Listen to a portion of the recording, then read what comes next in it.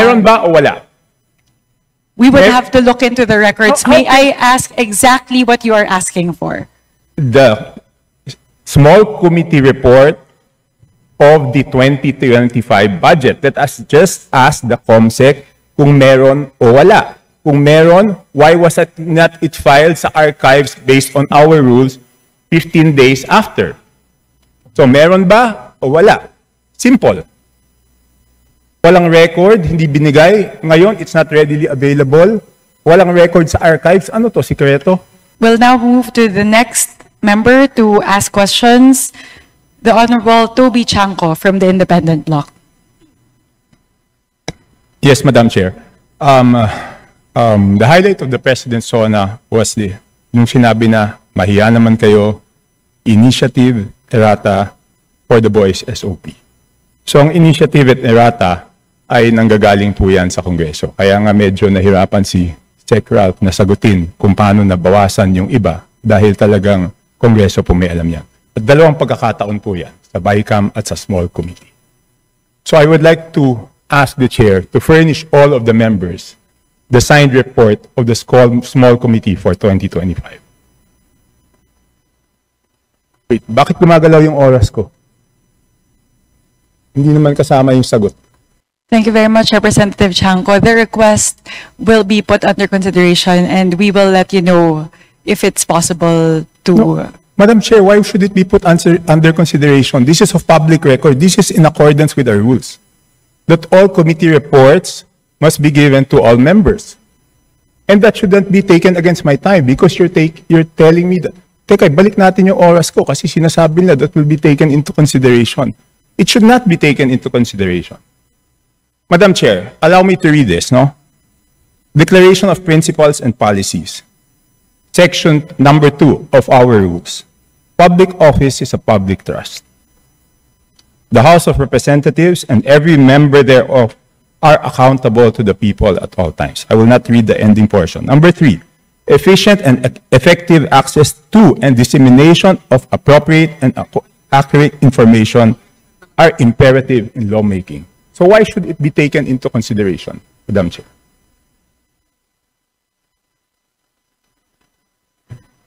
This representation was not the appropriations chair at the time. So the person who's covering the jurisdiction of that particular document, that is a document within the purview of the 19th Congress. Given that we've now crossed over to the 20th Congress, we would need to consider that request. Madam Chair, that's not acceptable. This is public records. Pareho pa naman yung COMSEC natin. At yan dapat linalagay sa archives. Do I have to read the rules again regarding archives of all documents? So may ang daming violation, Madam Chair. Walang record, hindi binigay. Ngayon, it's not readily available. Walang record sa archives. Ano to, sikreto? Again, this representation was not the appropriations chair. Let's ask the committee secretary, where are the signed records of the 2025 small committee report?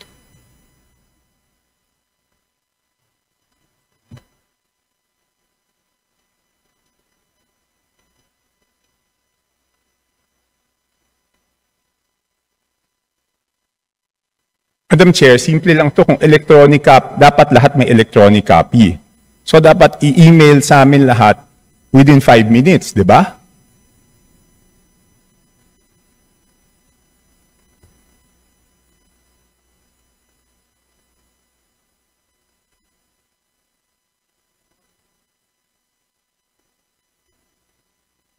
As a response to the Honorable Chanco, we will look into the records and look at the particular item. The subject matter of today's hearing is the briefing on the 2026 budget. So this is an internal matter that may be taken up with the Committee on Appropriations separately. So Madam Chair, starting Wednesday, tatanungin natin yung mga departamento, paano nila ginastos yung budget nila. Paano natin sila tatanungin kung paano nila ginastos yung budget nila kung hindi natin alam paano sila nabawasan at paano sila nadagdagan? We will be able to scrutinize the performance of the different agencies as well as the utilization of the different line items based on the 2025 performance. No. So this does not preclude us from doing that scrutiny. Meron ba o wala? We would Mer- have to look into the records. How May I ask exactly what you are asking for?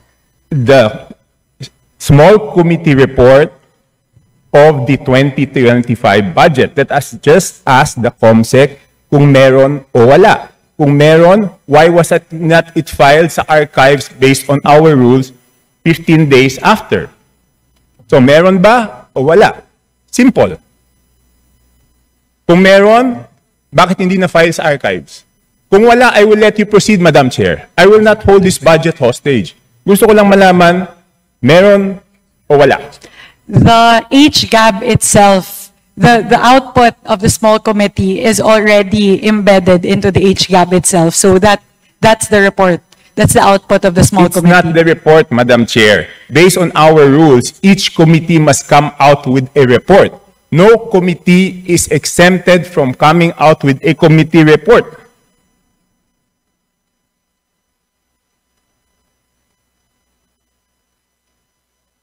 Please check Section 39 of Rule 9 of our rules.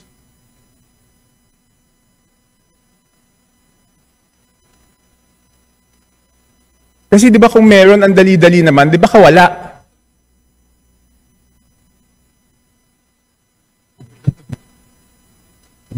So the small committee is subsumed within the Committee on Appropriations, and it is the Committee on Appropriations who's required to submit the committee report. In this case, the report and the output of the Committee on Appropriations is the HGAB. No, it's not. The HGAB is different from a committee report. Just like any other bill, the bill is different from the committee report. There must be a committee report included to the bill. It is not one and the same. At the point of, after the committee hearings are done, the Committee on Appropriations comes out with a committee report, and then it moves to plenary, at which point we approve it, and the small committee works. So now, the output of the Committee on Appropriations, once that is elevated to the plenary, is the HGAB.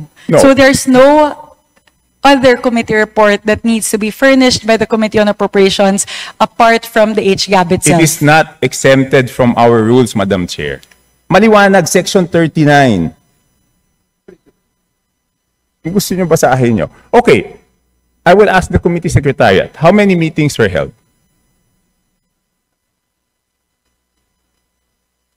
There were 2 meetings. 2 meetings. Did you follow, nasaan yung minutes ng meetings?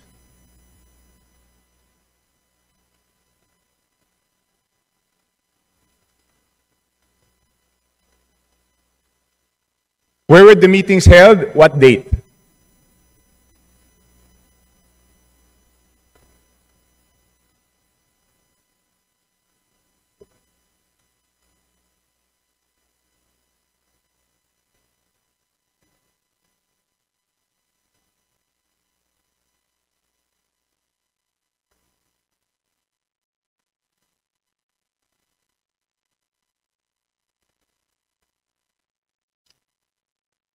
Madam Chair, I can read Section 39 of our rules to make it clear that the committee report is different from the HGAB, but I don't want it to take up my time.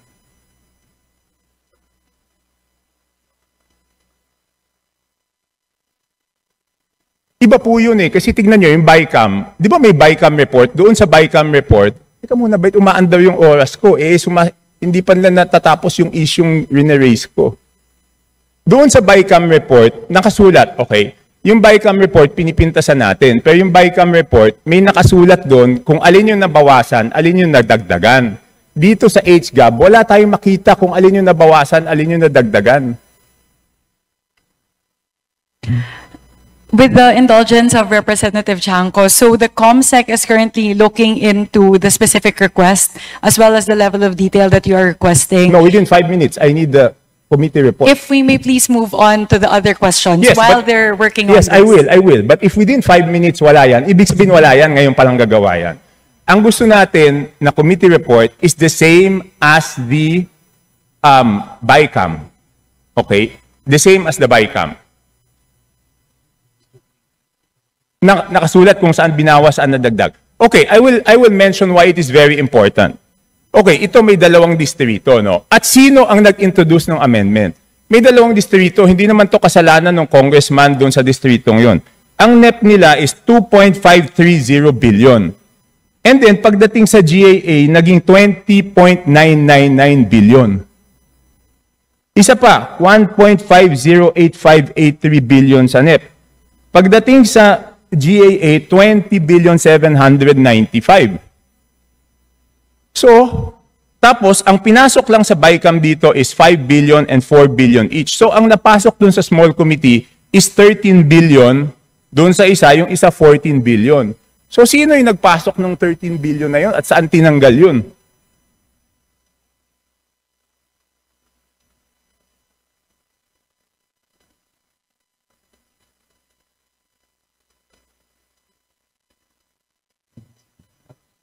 So, again, the small committee is subsumed within the Committee on Appropriations, and it is not required to render a separate committee report. The rule that you are citing, Honorable Chanco, pertain to standing committees. And the mother committee in this case of the small committee is the Committee on Appropriations. Yes, but did we exempt the Committee on Appropriations not to submit a committee report? No. Again, the committee report of the Committee on Appropriations at the plenary level is the HGAB itself. Yeah, but all meetings, dito sa ating rules, all meetings must be on record. So it's not only the committee report, dapat yung small committee na yon, meron silang report na finurnish lahat. Again, if with the indulgence of the Honorable Chanco, the COMSEC is looking into the request, if we may move to the next question. Okay, I will move to the next question. Thank you very much. Mukhang wala talaga. Signed, signed committee report showing ano yung binawa, saan napunta. Okay. So it's only now, Madam Chair, that you found out that there is no small committee report?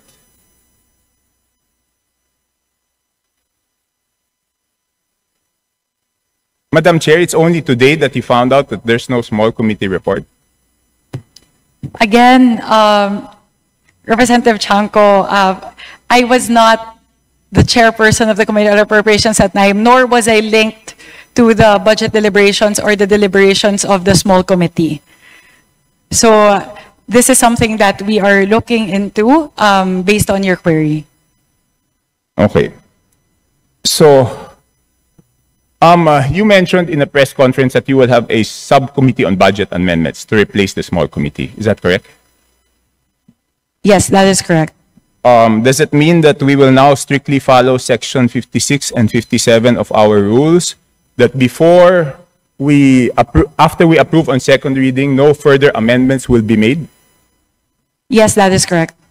So, lahat ng individual amendments will be tackled before approval on second reading? All amendments of institutional nature will all be included in the version of the bill that will be approved on second reading. No, not institutional. I'm referring to committee and individual amendments. Technically speaking, yes, both committee and individual amendments as moved, as tackled during the period of amendments in the plenary. So after the second reading, wala na pong babaguhin? Yes, that is correct. Okay. Sumunod, sino po ang mga miyembro ng small committee at paano sila pinili? As of now, it's an ongoing discussion. It will not be small. The subcommittee on budget amendments. Yes. So we are looking into representatives nominated by each of the political parties, plus the party list coalition, plus members of the minority. So we are looking at least 10 members. So discussions are still ongoing, so I'm unable to say definitively how many the members are and who the members are. So sinabi niyo po, political parties, majority, minority. That is correct. Bakit wala pong representative ang independents?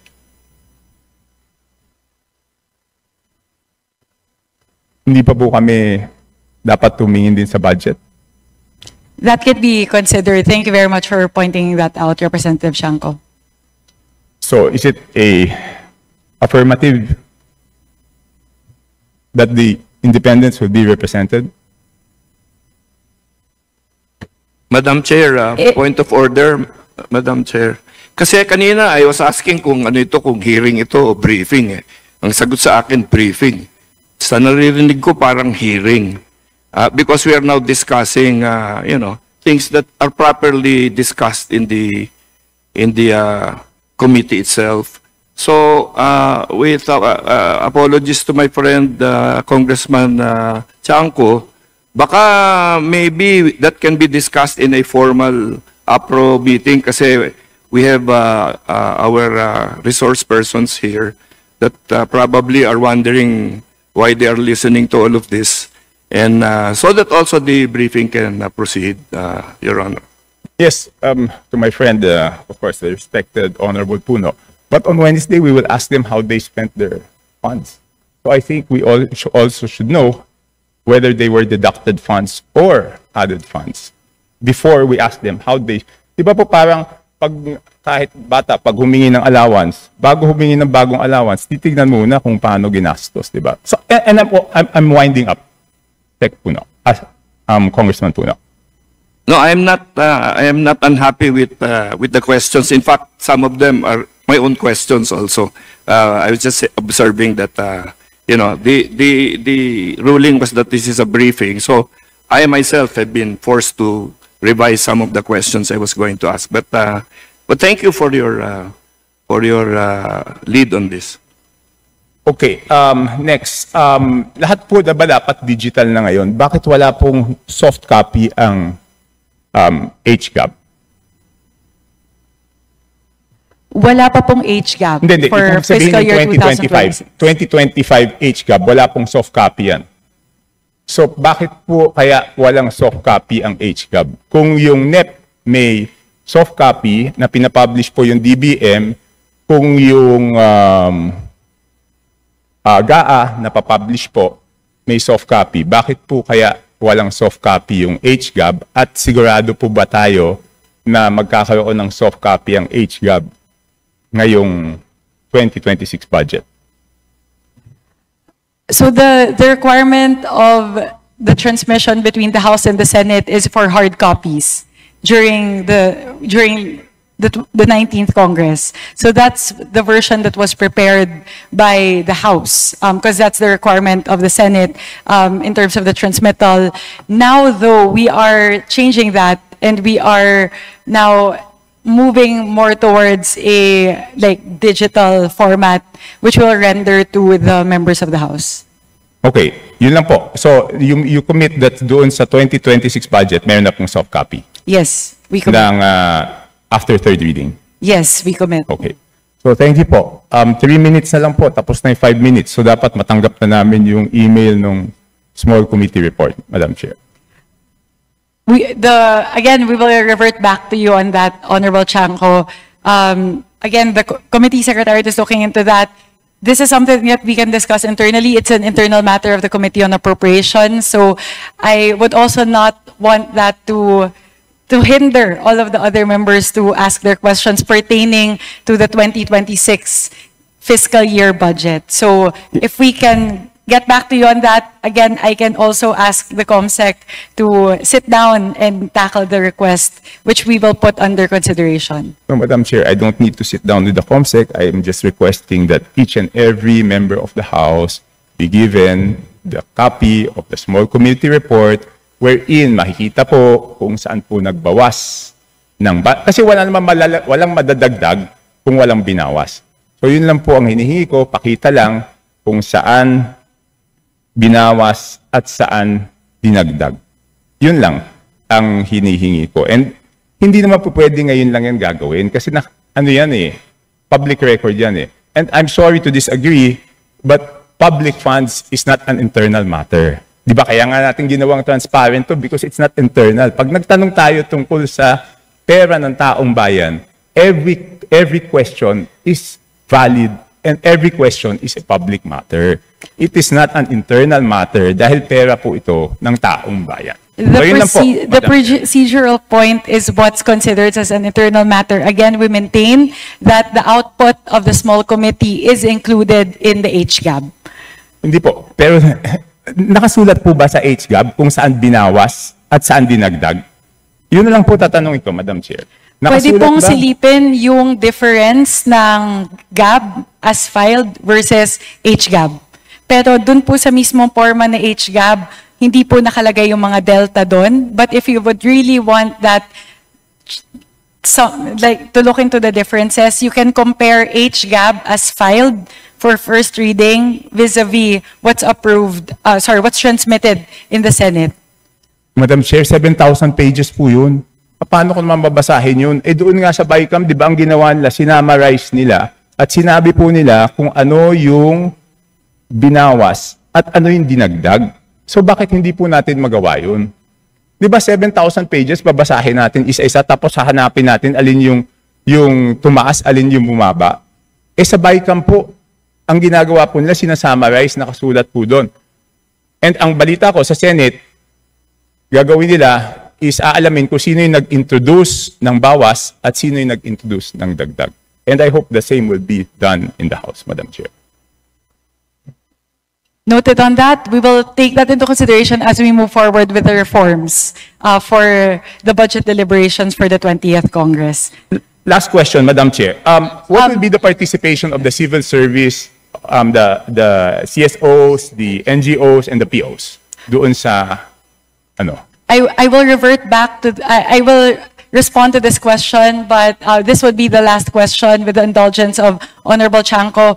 So they will be engaged as non-voting observers in all of the committee hearings. So they have full access to committee hearings and essentially all the deliberations of the Committee on Appropriations as well as the plenary deliberations. And we also have a People's Budget Review wherein that's a day where they can present all of their suggestions and their queries with regard to the 2026 budget. Madam, bakit pag ako nagsasalita, pati yung sagot ng chairman, tumatakbo yung oras ko? This is an extension na po.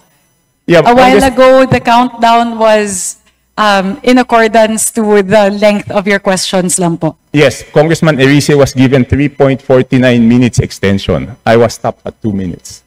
So last question po. So any CSO, any NGO, any PO who wants to join and volunteers to join will be welcome. Kahit sino po. Wala tayong pipiliin. Again, last question na po talaga. I will revert back to this because it's public knowledge already. The accreditation guidelines for CSOs who would want to engage in the budget process has been publicized by the task force, by the Office of the Secretary General. So all interested parties who would want to apply may go through that accreditation process. My apologies, Representative Chanco. This is the last question. The COMSEC may also now furnish you with the accreditation guidelines. Yeah, okay. So that's my last question, but I just want to manifest 5 minutes has passed and the small committee report has not been sent to any of the members. That's on record, Madam Chair. Thank you, Representative Chanco.